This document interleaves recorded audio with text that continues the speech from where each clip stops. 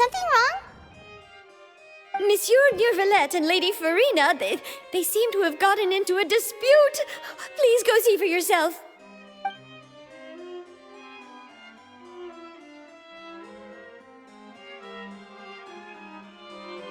Like I said, I've already explained everything.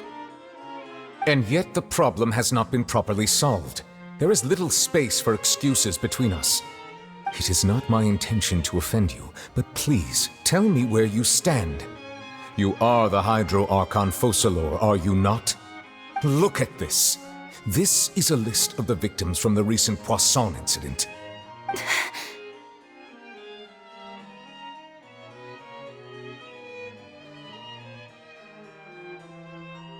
You mean... they're all... We did not arrive in time to avert this disaster, and I will not have it happen again. I will say this once more. You must tell me everything you know. Yesterday, I found 3 stone slates in some ancient ruins near Poisson. Do you know anything about those? Seriously? You're questioning me like this is a court case now. I don't know anything about that. But you found them in some ancient ruins, you say? That's correct, which is why I came to ask you some questions. There should have been 4 slates, but one of them was missing. The other 3 feature different images that seem to correlate to the prophecy. The prophecy? The second of these slates depicts the previous Hydro Archon Egeria kneeling before a floating island in the sky, as if confessing something. Do you know nothing of this either? I don't. I've never seen such slates. I'll ask you again. Do you really have no information regarding the previous Archon? My deciphering of the slates indicates that the Hydro Archon Egeria once had to confess to, or apologize for, a certain sin. If anyone would know about it, it should be you. All gods don't have the same secrets, you know. She was herself and I'm me. Is it really so strange that I know nothing? I understand your concerns, but I'm sorry. I just don't have anything to tell you.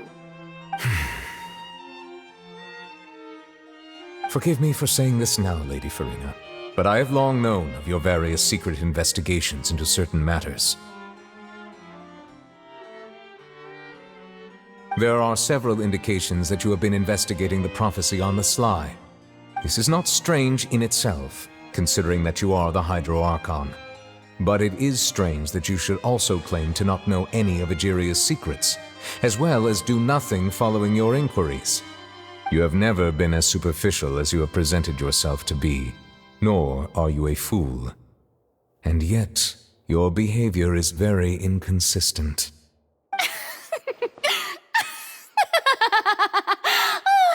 So you've been watching me all this time, have you? I didn't think you were that type. You... Well, since you know about my secret investigations, then you should know I'm actually working to take care of it. There's no point questioning or suspecting me. You're the Eudix, but you're still my subordinate. You should be following my lead. Just trust in me, you're Archon, and do as I say. Never mind whether you can truly convince yourself to or not. It'll all turn out fine. That's all I have to say. We do not discuss this matter again. Oh, the opera's about to start. Toodles!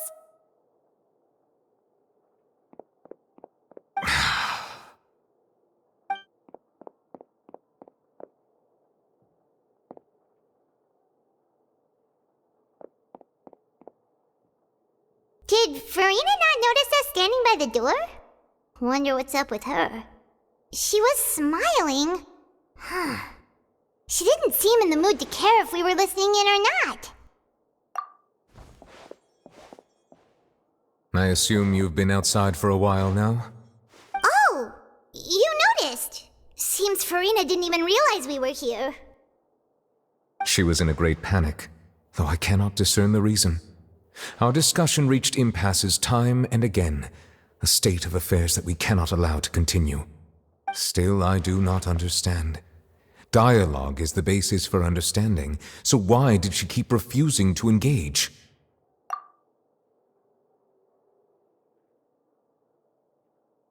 Everyone in her inner circle has noticed that she is hiding some secret. The issue is her attitude. I fear that she will not reveal anything unless absolutely forced to. We may have to create a situation in which she will have no choice but to speak. Oh? Like what? Normally, people will only reveal the truth when standing trial. Perhaps we must have the Hydro Archon experience just such a scenario. But Furina's seen so many trials, and she's really good at dodging questions. How do we make sure that she won't just slip away at the first chance she gets? We will need to consider this thoroughly, join forces with various parties, and then do what we can. If at all possible, I would prefer to recuse myself from this affair, but we must prevent the prophecy from coming to pass. This may be cruel to her, but all Fontaine is in crisis. The information a god possesses is too precious, and so we must take a chance on this. But who will lend us their aid to do such a thing?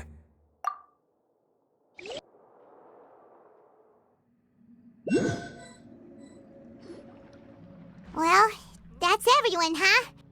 Speaking of which, it was pretty smart of you to think of hiding here. Poisson was just involved in a disaster, so it's presently devoid of people. That naturally makes it the best choice. And here you are drinking tea like it's the most natural thing in the world, huh? That's what families should do. Sit and enjoy a leisurely time together.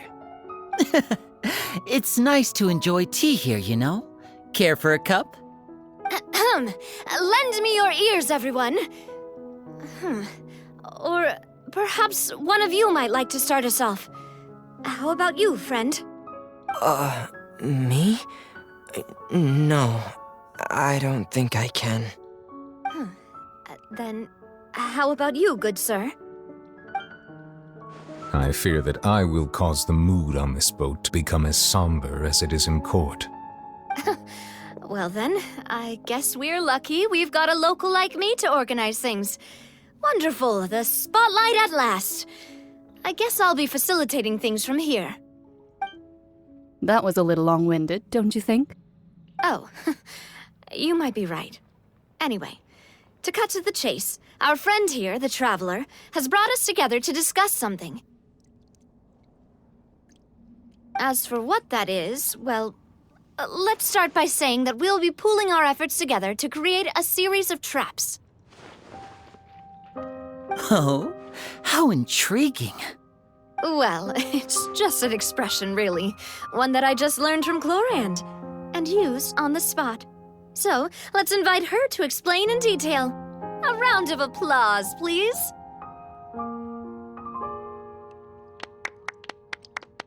Huh? Didn't you say that you would be facilitating this? Oh, come now. Your work doesn't involve much public speaking, right? This is a good chance to practice. You might even pick up some fancy oratory tricks to impress your boss with in the future. I see. And what does my boss say? He is glad that you consider him your boss. Do go on.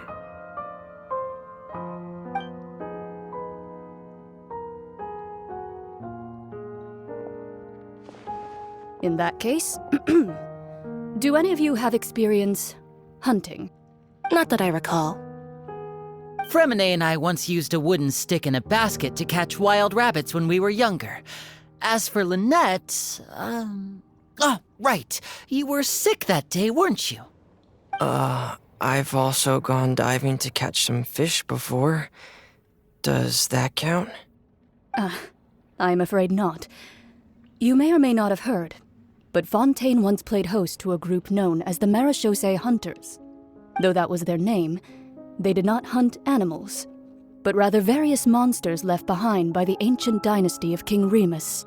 Today, Fontaine's monster population has already thinned greatly, so the hunters have blended back into society, taking up arms in other lines of work. They even left a unique methodology of hunting in their wake. A trap comprises of the following components: bait, a trigger, and a containment device. Sometimes a lethal implement will also be necessary to deal with the prey. So, if we were to build a trap together, right now, what would you choose to build it with? For me, I would prefer something basket-shaped. Pigeons and rabbits will see the bait and naturally enter the snare. Our line of work requires a deft hand, and we're some of the best in the industry, so you can count on our techniques. You used some of those techniques while moving the people of Poisson, didn't you? My subordinates mentioned that you even performed some magic for the bawling children. Yes, and I even managed to gather some intelligence in the meantime. I'm quite the multitasker if I do say so myself. I'm afraid I can't claim that as my strong suit. I prefer more stable methods, like placing bait in the water and waiting for the fish to come within reach. That's the kind of method I would count on. Calm and steady. Exactly the kind of person who would catch loads of fish. And I can be their assistant. With discretion, I'm sure. I'd probably use some sort of mechanical animal. Papa once bought me some small clockwork squirrels, mice, and such. When placed in the forest, they can attract others of their kind. I remember that you liked those too, didn't you? I did. And that would be a good way to go about it. If they're realistic enough, animals of the same kind will follow them all the way to the trap. What about you, Monsieur Neuvillette? I fear I do not have any related experience. That makes sense. You usually solve problems directly, without the use of any such tricks. But I do have one more question for you, monsieur. If we were to create a trap now, how would you design it? I would like for it to be effective, but bring no harm to the prey. A more gentle trap would be ideal. Kind, as always. However, our intention doesn't necessarily change the containment device and the type of implement we need. If we wanted to kill the prey in one strike, we would need a powerful implement. However, that also goes for prey that must be captured and safely contained. Wait, why's that? Only a hunter who's a true expert at subduing their prey can snare it without harming it. The line that divides life and death is often exceedingly thin. So are we going hunting together? We hadn't thought of seeing ourselves as hunters. It kinda works, but maybe it's still not the best metaphor. If our means of capturing and dealing with our prey is to put them on trial, then the hunting metaphor is actually quite accurate. But we shall require much more courage than any hunter to judge a god, a being whose seat is an exalted throne. Oh, so that's what's going on. Sounds very interesting.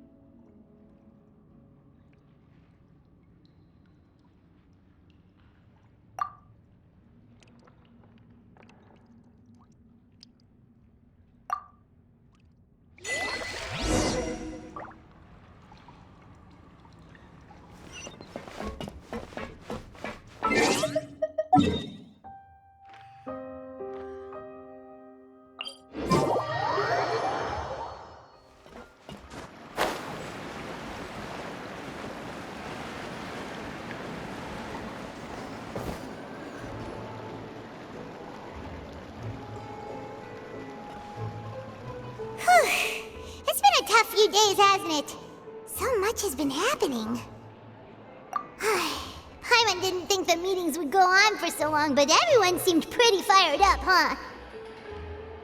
Paimon thought they'd be at least a little frightened.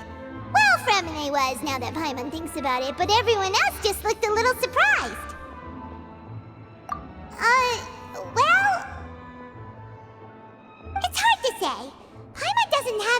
experience with this sort of thing. But with you around, Paimon sure will do great. After all, you're the most reliable person in the world, aren't you? Huh?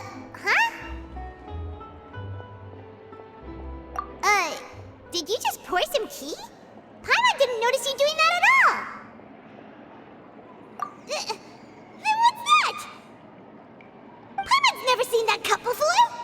Don't be frightened. I'm just joining you two for tea. I merely refrained from saying anything till now. Who's that voice? But there's no one here. Aw, have you forgotten me already? Wait, you are familiar. You're the voice we heard from the sky in Sumeru. The voice from the sky, I fear that description is wrong. Though, not completely wrong. You're feeling lost now, just as you were feeling previously. I sensed that confusion and thus came to you. Guiding people is an irresistible hobby of mine, after all. Consider me a passerby, just accepting a commission from my friend's disciple on a whim.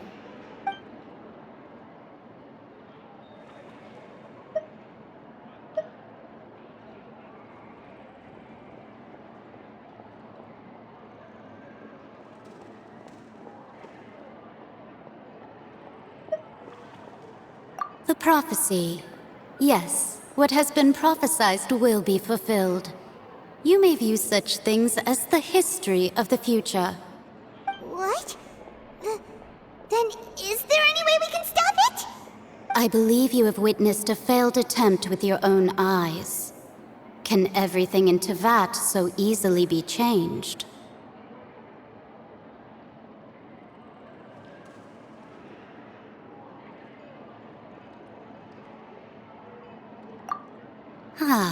So you've caught on. Just as prophecies are usually only the future as seen from the perspectives of the gods, could things be happening in hidden corners where the gods' gaze does not fall? Are the things that you shall see different from the fate that the gods perceive?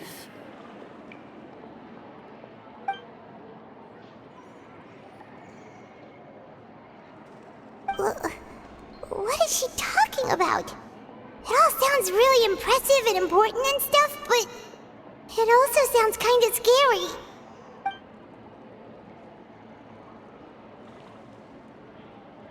I believe that you understand, right? Some things are insignificant, but others you must reach out to change. Ultimately, fate shall serve as your only guide, no matter what will happen in Tevat's future. All you need to do is to play your part. This was good tea, by the way. Thank you for your hospitality. Well, that'll be all for today. The voice. It's gone.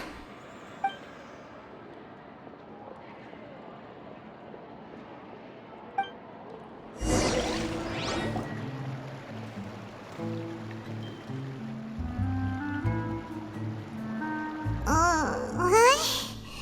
I want to hear someone talking. All right, coming. Hey, it's you who's getting lazy, okay? Well, I see I've walked in on some lively banter. Luna! Fine, just fine. I went to take part in that Steambird panel. It turned out to be more interesting than I expected. Not all Fontainians are pessimistic about this. One journalist mentioned that sitting around and waiting for the end to come would be wrong, and that they should make their own rescue preparations. I agreed, so we had a brief chat with her. Did she have pink hair by any chance? Why, yes! It was Charlotte. You remember her, right? That daredevil journalist? I'm in full support of her view. Prophecies are very important, but how can people allow their lives to be commandeered by just a few words? That's right! Paimon's glad to hear something sensible for once. Ah, yes. About what we had discussed before. I did try, but I'm afraid I couldn't reach the old hag. I'll try again tonight, but I wouldn't get your hopes up. Huh?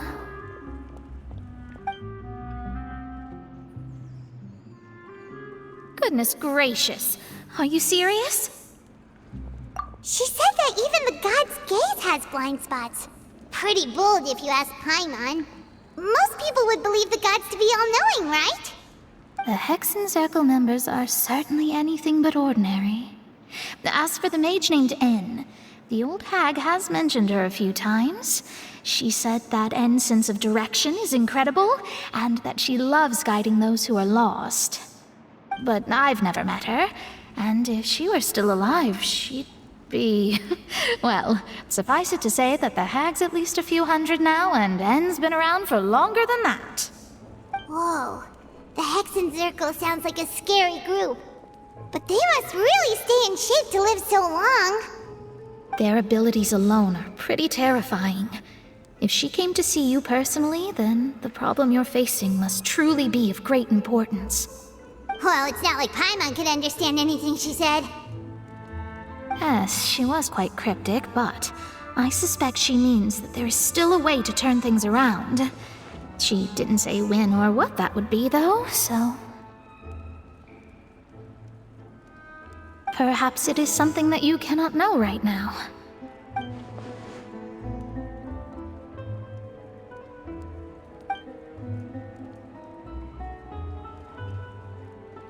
Traveler, Paimon, are you two all right? Oh, we're fine. We're just a little down right now. It kind of feels like the end is coming, you know? I see. I feel that same sense of desperation, too. I guess you could consider me someone who has often witnessed fate. So far as I have seen, it cannot be swayed. But even so, I still hope for and believe in miracles. Astrology is eternal and rational, but fate may not be. It is cruel, but it can also be beautiful. Perhaps that's what En was trying to tell you. Not to lose heart, and to believe that what you are seeing playing out before you is not yet set in stone. I did originally think of steering clear of all this, but I couldn't. Even if this is all futile, I still wish to help everyone. If we don't struggle to the last, then how can we face the end when it comes? Huh. You do have a point. There I go, talking about astrological principles again. Sorry about that. The moment I start talking about work-related stuff... I need to get going. It was worth trying to comfort you, even if only a little. I believe that you'll help those who are struggling in the same way I did. I suppose that might be why we always seem to meet by coincidence. Paimon feels kind of moved by what Mona said. But also kind of sad, too. Hey, Traveler. Paimon suddenly feels like going outside for a walk. Let's go. Let's walk around the city, shall we? There's a few spots we always like to walk by.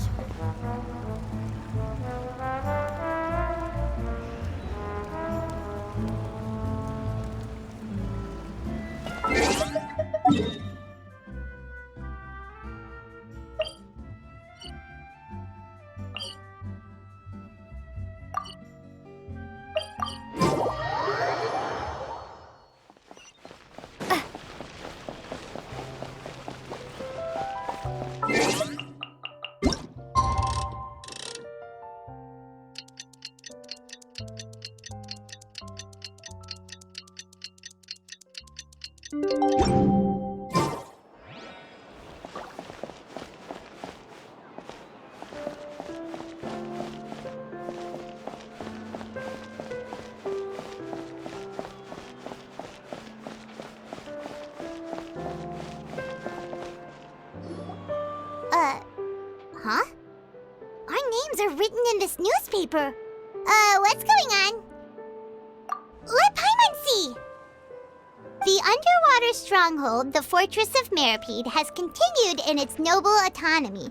but that does not mean that others cannot interact with it. My recent attempts to enter the fortress bore little fruit. Guess Charlotte still hasn't given up on that. Thus, did an Outlander friend become the focus of this report, a blonde adventurer with their white fairy legends trailing in their wake. It is said that this mysterious traveler once visited the underwater fortress. So while the fortress's interior remains a mystery behind closed doors, do not fear, for the tales of the traveler contain surprises in spades. Journalist Charlotte's biggest scoop yet, the Traveler's Trail, World Walker. Charlotte took so many awesome photos of us and we never even noticed her! She hasn't been able to get a hold of anything at the fortress, so since we're easier to find, she's using us as the subject matter instead? Ugh, seriously? Well, fine. Those headlines and photos do look cool, so Paimon will forgive her this time.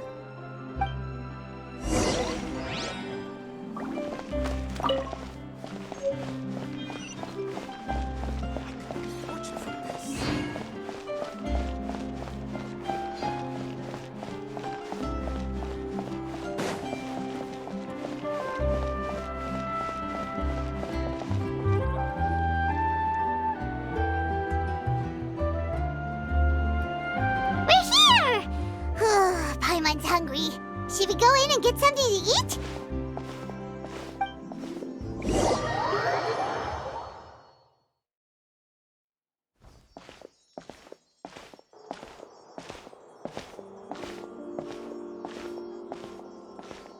Hey, quick! Look!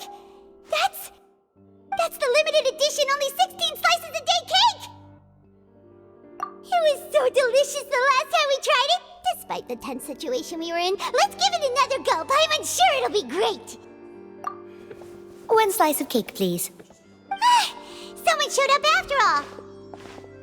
Oh, wait, you're the one from the Palais Mermonia. Oh, are you here to buy cake too? It seems Monsieur Nervalette was right. You really can eat. Wait, did he really say something like that? That's right. Even he has his own preferences when it comes to food. As for me, I love the cake and coffee here. Do you come here often? Usually every day. Every day? It's part of my daily schedule, apart from work. I shall have my cake and coffee. Then what if someone told you one day that this place would be closing soon, and you wouldn't get to eat cake here anymore? What would you think? But why would it close? Well, Paimon doesn't know either, but maybe the waters will rise tomorrow. You know, like in the prophecy. Oh, the prophecy. To be honest, I haven't paid much attention to that. No, still, even if there'd be no more cake tomorrow, that wouldn't keep me from having some today. No, it's the same for eating in general. You might not be able to eat tomorrow, but if you can do so today, then you should carry on. That's what people call living, you know.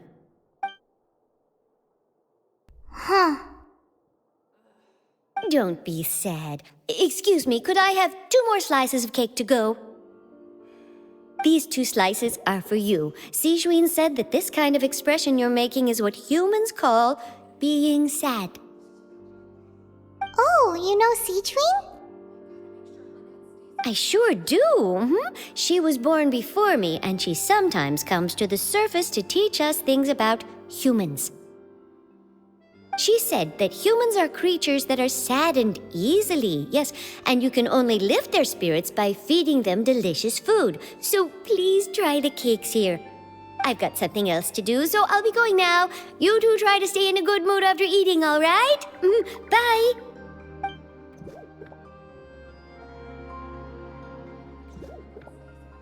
And there she goes! Alright, let's dig in. I'm unsure this cake will be delicious.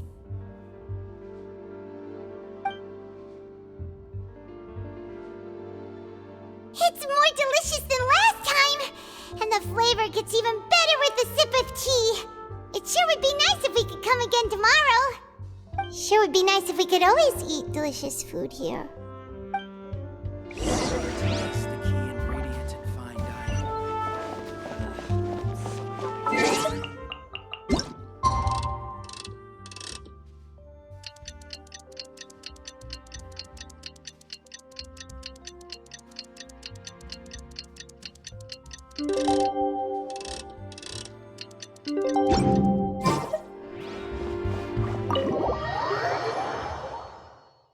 Oh, we're near the Steambird office. Let's go look for Charlotte and have a chat.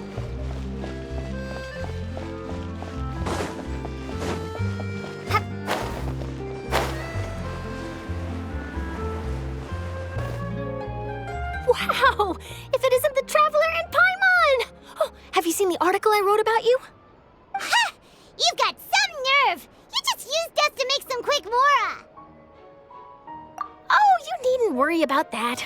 I heard that you were in Poisson some time back, so I sent you a letter to discuss just that.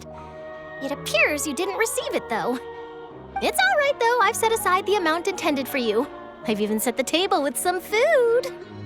Really? Oh, you're the best! You're almost a little too easy to win over, Paimon. If I were a journalist with ulterior motives, you'd be in trouble now, you know. Oh, Paimon knows you're not like that. Still, what brings you here all of a sudden? Were you looking for me? When Mona mentioned you, we thought of coming to see you at work. I see. It seems you've already bumped into Mona here in Fontaine. So she mentioned me? What did she say? She said that you're a real daredevil of a journalist. Nice. In which case, can this daredevil journalist dare to request an exclusive interview with the legendary Traveler and Paimon? Huh? So your article in the paper today doesn't count?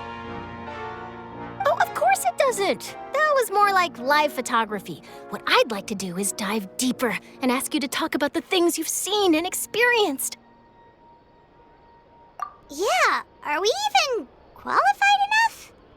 Why not? If I say you're worth an interview, then you're worth it. But not right now, of course. I'll need a few days to prepare. Oh, in that case, we'll just chat when you have the time then? Oh, so that's a yes? Ooh, splendid! I'll tell the editor-in-chief immediately. I'll have to apply for lighting, a venue, some props, and... Whew, so much to get done now. Talk to you later. Wait, Charlotte, Paimon's still got a question for you. And what's that? If, just for example, Fontaine were to be flooded tomorrow, what would you do today? Huh, that's the prophecy you're talking about, isn't it? I mean, I do hear about it often, but I've never once thought that the day could be tomorrow. If you're seriously asking, then I might try and think of a way to leave Fontaine. Oh, but I'm still a journalist first and foremost. That means I have a duty to be reporting from the scene. And secondly, I wouldn't forsake my homeland that easily. From what I've seen, most people don't know what they'd do should the worst come to pass. In truth, it might be better just to behave like normal rather than worry over such an end. So in all likelihood, I'd probably still be prepping at the office for that interview of ours. I know what you're thinking. That sounds a bit sad, but I've always believed that it's best to do what you enjoy. Just think about it. If this nation really were to be suddenly destroyed tomorrow, but I still successfully finish an exclusive interview with a truly unique person, then the story I would wind up writing would truly be timeless. And then do you know what I'd do? Well, I'd write that story, send it for printing, and use messenger pigeons to get copies out to the various nations as soon as possible. I'm not a dreamer, nor am I a workaholic, but I do love my job, and I'd be proud of leaving such an article behind. I guess you could say that I was born to be a journalist. But anyway, that's my answer. And on that note, I'll get back to my preparations. That's so nice. All of a sudden, Paimon actually kinda envies her. Anyway, let's go and take a look at the sea, shall we?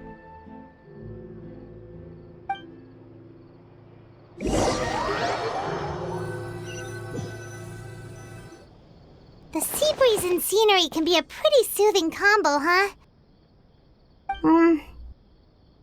Paimon's been thinking. If it wasn't Fontaine, but all of Tevat that would be destroyed tomorrow, where would we go and what would we do? No, Paimon should ask, if you could choose, what would you like to do?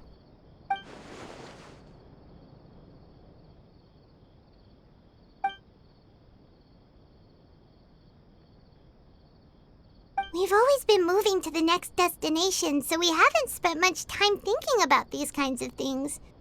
We didn't have to either, with us always being on the road and whatnot. You mean, still traveling? Huh.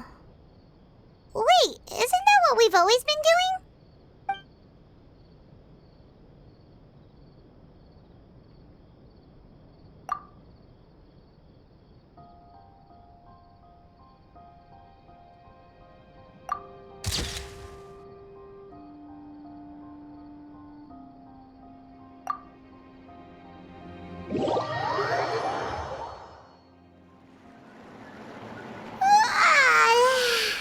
Feels like you'll grow mold if you stay here long enough.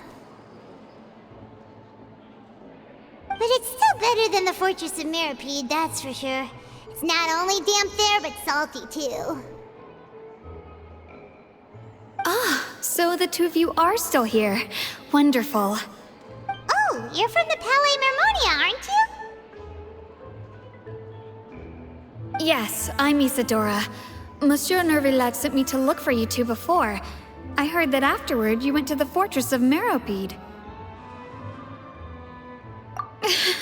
Not at all. I'm well aware that you're friends of his. Actually, I'm here to pass along a message from him. Yes, inside the Opera House. The Maréchaussée Phantom has declared the incident a small-scale riot. A riot? Well, that said, I don't personally think it was that serious. Lady Furina was watching a performance at the Opera House, and while she was resting during an intermission, some other audience members suddenly started harassing her, loudly accusing her of doing nothing about the prophecy crisis. And before she could respond, others started to join in. The crowd continued to grow, and protests against the Hydro Archon started to break out. So people have started to put the blame on Furina. Guess they finally found an outlet for the pressure they've been under due to the prophecy. I agree. People will naturally rely on gods, as is customary. But the moment people feel threatened, gods are also the first to be blamed. So what happened after that? Is Furina okay? Seeing that the situation was spiraling out of control and that further argument was pointless, she claimed that she'd gotten tired of this and left in a hurry. The Maréchaussée Phantom had their hands full maintaining order and did not catch where Lady Furina had gone. Only when things had stabilized did we realize that she had gone missing. So, you mean she's still missing? That's right. The Maréchaussée has dispatched many people to search for her, but we don't have any leads yet. That said, I don't think there's much to worry about. She is a god after all. Even if she were to fall into the hands of rioters, what could ordinary people do to her? Good. Monsieur Nervillet sent me to tell you about the situation, but he didn't say anything else. Don't worry, this is more than enough to go on. Thanks for keeping us informed. Is that so? Well, all right then. In that case, you two take care. I'll be heading back to the Palais now.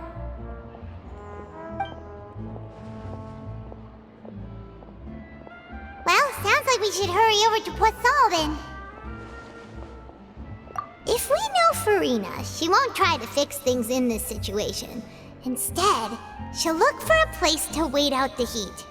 And as we also know, she may be loud and dramatic, but she doesn't have a heart of stone.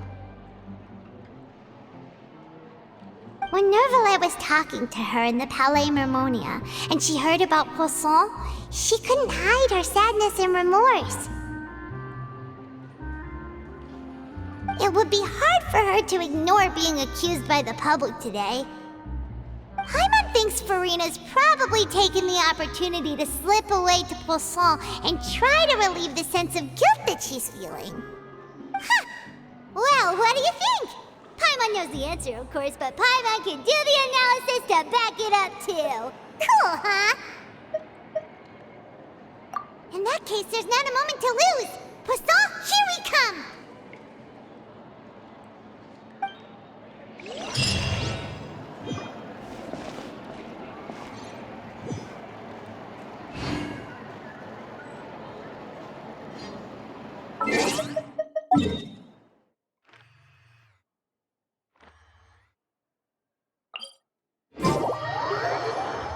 This place looks deserted. Guess all the survivors must have evacuated already.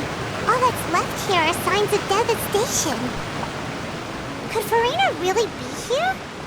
Let's try to find her as soon as possible.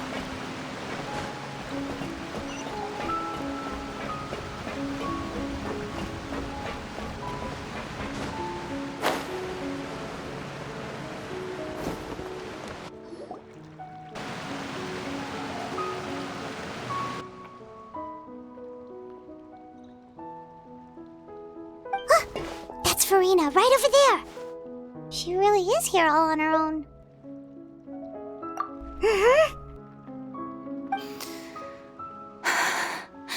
Should I just give up? This is all meaningless. What was meant to happen did happen after all. Everyone's dead. I'm sorry. I am so sorry. Give up, Furina. There's no point in holding out. I'm sorry. But what can I even do other than to repeat meaningless apologies over and over? Who's that? Don't worry, Furina, it's just us.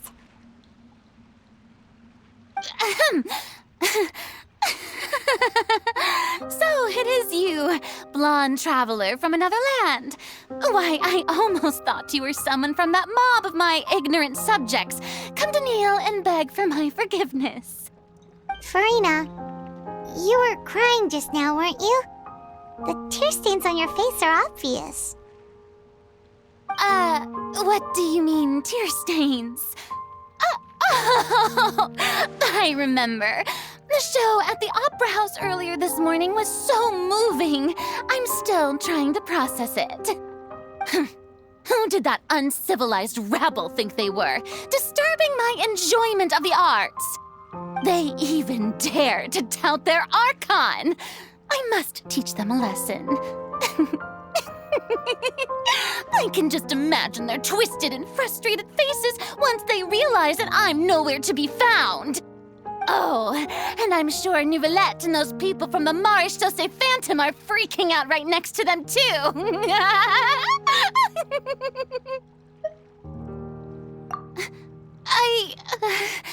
Of course not. Hey, there she is! The Hydro Archon's over there! Quick, after her! Furina, those people seem to be after you. They are? They're just some rabid fans who want to cut the line because they haven't been able to meet me in person, aren't they? That's against the rules. I can't let them get their way. Furina just ran off! Quick, we have to catch up with her!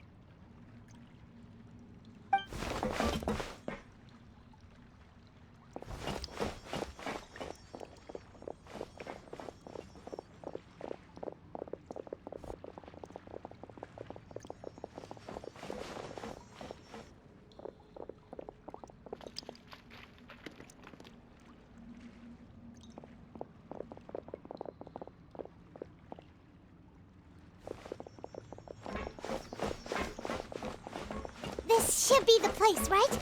Hey, Furina! There's a good hiding spot over here. Quick, come to Paimon before the rest of them catch up to you.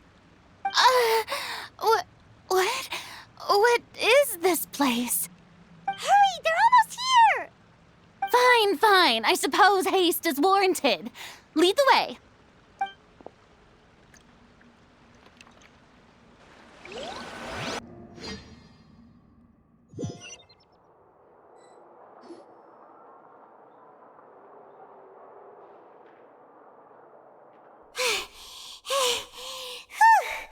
Paimon's exhausted.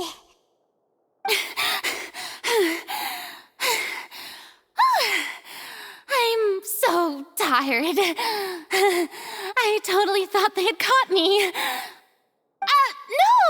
I merely gave in to the sheer enthusiasm they displayed. You're right. Yep, that's a good girl.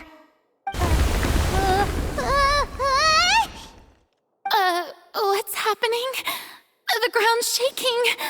Is it an earthquake? Yeah, a quake of this kind preceded the flooding in Poisson, didn't it? It can't be. It's happening again. Well, there's no need to worry too much about that. Neuvillette made some emergency plans, so the evacuation should go a lot smoother this time. Yeah, I hope you're right. But the people of Poisson, they've already...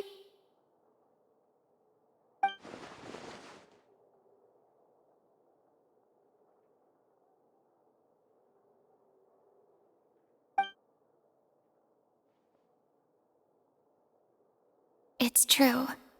I've been investigating the prophecy for hundreds of years. I once had informants all over Tevat, searching for clues and feeding information back to me. I've tried all kinds of ways, too, to hold back the sea. Anything to keep the coastline from advancing. But all my efforts proved to be futile in the end. Really, the truth has been clear to me for a very long time. We cannot make an enemy of the divine. No matter what we do, the will of the heavenly principles will have its way, and the prophecy shall be fulfilled. Give up. I do love the sound of that phrase. It would mean finally coming to terms with fate, but also for me to finally be free. Indeed, I've thought about giving up so many times, especially after we almost lost Poisson. Fate is really unreasonable, isn't it? It has no heart and obeys no rules. The prophecy has only just started to come true, and so many people have already lost their lives. But just now, it all became clear to me. I still don't have the right to come to terms with fate on behalf of everyone else. As long as the final moment hasn't come, it's still not too late. Don't worry. I will keep hope alive for everyone until the very end. Well, that's enough for now. I got the impulse to play the stricken maiden, but honestly, considering my rank and station, that wasn't a good fit at all. Don't take any of what I just said seriously. How could I possibly let Fontaine fall to the whims of trivial prophecy? Come on! Paimon could have sworn you were actually being honest just now.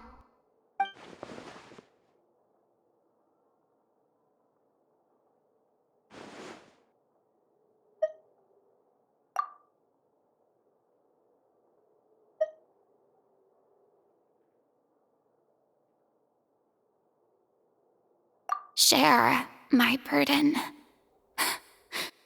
That's impossible. It was fated right from the start that this would be my duty alone.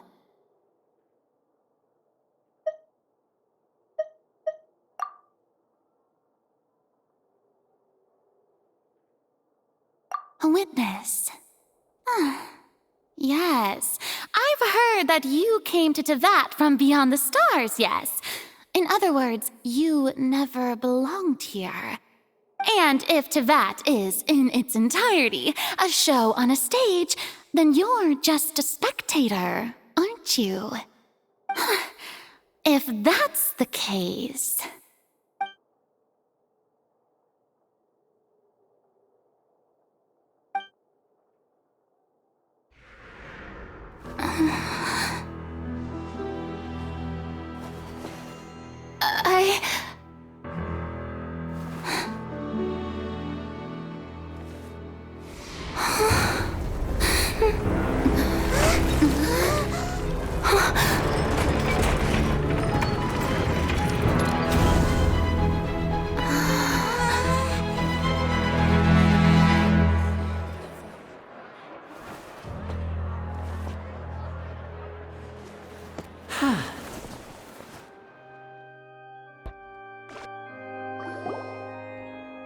Ladies and gentlemen, this concludes my opening performance.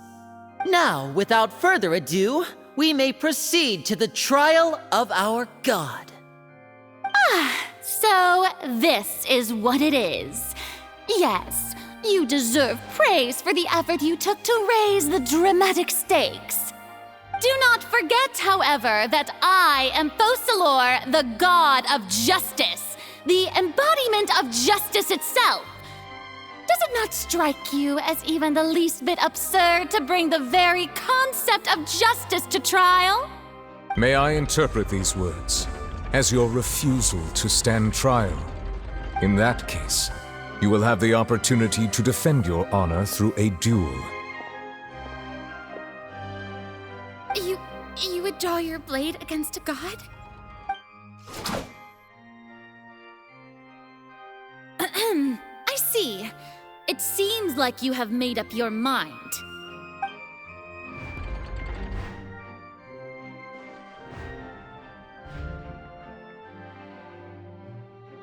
Paimon can't believe it. She just surrendered. What the heck is going on? Did I just see an archon surrender to a human? Wow, how utterly humiliating. Lady Furina, what is the meaning of this? Shh! It would seem that there has been a misunderstanding. To be clear, the raising of both hands is not always an indication of surrender. Looking for excuses again, huh? I raised my hands just now to indicate my acceptance of the trial. No duel shall be necessary. I will admit that I've been running away for a long time. I'm sorry, everyone. I was unable to protect the people of Poisson. It is my duty to stand trial for my crimes. You are not the only ones to be disappointed in me. I, too, am exceedingly disappointed in myself. But now, it is time for the Hydro Archon to show you her courage and resolve. I, Furina, will use this trial to show the world the true meaning of justice! This time, I will protect you. Applaud and rejoice! One of the most outrageous and fantastical arcs known to the opera epiclese is now unfolding before your eyes. Mark my words, this shall be one of the most exhilarating and brilliant shows ever to grace the stage of Fontaine! The trial of the Hydro Archon, Focalor, will now begin! Woohoo! Oh, now we're making history! Why does it feel like Furina just took over the whole thing? Like, come on! Didn't she just get forced to stand trial for her crimes? Also, even though she's still acting super dramatic, she is taking this seriously this time, right? All right, then. Who will be my opponent in this trial? The court asks the prosecutor to please take the stand. Is that so? Very well. Then please speak, witness of Tevat, my accuser and fated opponent.